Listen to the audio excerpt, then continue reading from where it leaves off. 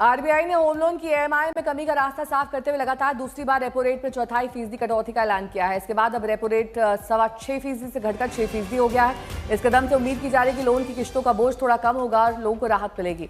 इस बार reserve bank ने अपनी पॉलिसी रुख को न्यूट्रल से अकोमोडेटिव यानी नरम किया है। इसका मतलब यह है कि आगे भी ब्याज दरों में कटौती की संभावना बनी रहेगी। हालांकि आरबीआई गवर्नर ने साफ किया कि अंतर्राष्ट्रीय बाजार में बढ़ती अनिश्चितता का असर भारत के एक्सपोर्ट पर पड़ सकता है। खासकर अमेरिका के टैरिफ बढ़ने का असर भारतीय करेंसी और व्यापार दोनों पर पड़ेगा।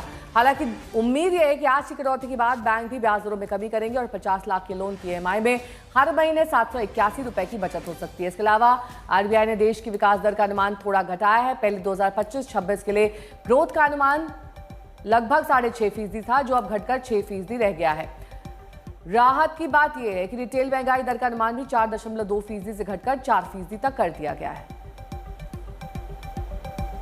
After a detailed assessment of the evolving macroeconomic and financial conditions and outlook, the MPC voted unanimously to reduce the policy repo rate by 25 basis points to 6% with immediate effect.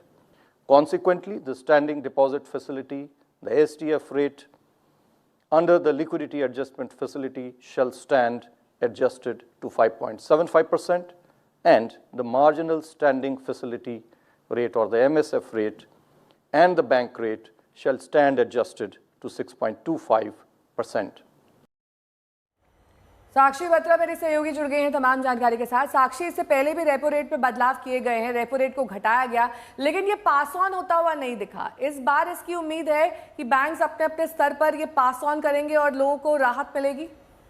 जी नेहा, आपने सही कहा है कि फरवरी में भी हमने 25 बेसिस पॉइंट्स का एक रिडक्शन देखा था। ये पहली बार था जब 5 साल के बाद हमने रेट्स कट होते हुए देखे थे और उम्मीद यही थी कि बैंक्स भी इसके ऊपर जल्द असर करेंगे। ट्रांसमिशन इतना फास्ट नहीं हुआ, लेकिन क्योंकि 2 महीने के अंदर अब क्यूमुलेटिव 50 बेसिस पॉइंट्स का रिडक्शन हो गया है, तो उम्मीद ये की जा रही है कि कम से कम 25 बेसिस पॉइंट्स का रिडक्शन लेंडिंग रेट्स पर आपको देखने को मिलेगा। शुरुआत हो सकती है एसबीआई बैंक से और उसके बाद बाकी सभी बैंक्स भी फॉलो कर सकते हैं।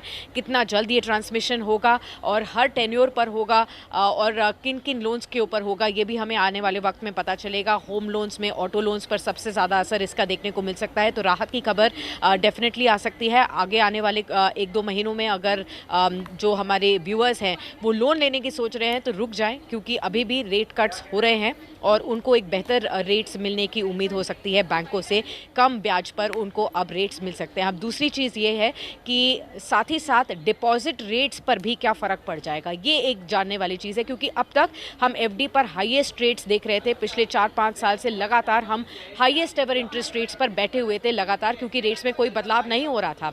यानी कि जो लोग एफडीज़ में, आरडीज़ में निवेश करते हैं उनके लिए काफ़ी बढ़िया रिटर्न देखने को मिल रहे थे। सीनियर सिटीजन के लिए कई बैंक 8.5-9% तक का भी रिटर्न आपको आपके एफडीज पर दे रहे थे।